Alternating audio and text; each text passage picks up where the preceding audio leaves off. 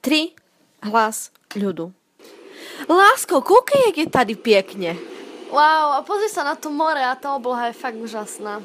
Jo, podívej, kolik je tady lidí. Musíme si najít rýchle nejaké miesto, že by sme si mohli lehnúť.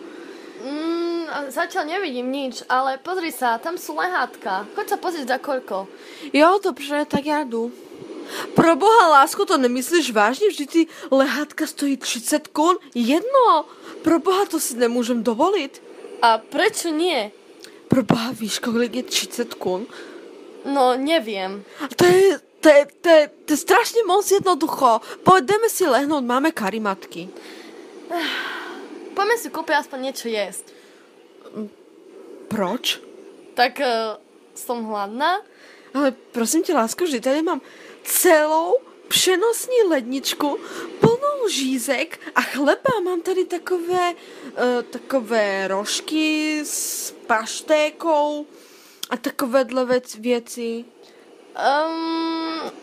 Ale mám chuť na palačinku. Prosím tě, dávat nějakých 15 kun za palačinku? Prosím tě, lásko, přijdem domů a upečem si. Bože, tak poď si aspoň náhnuť. No dobře, pojď lehneme si tady pod tenhle strom. Môžem sa ťa niečo opýtať? Jo, lásko, môžeš všechno. Prečo si taký skúpy? Skúpy? Víš co, já na tohle nemám nervy. Seru na to a jdu se koupat.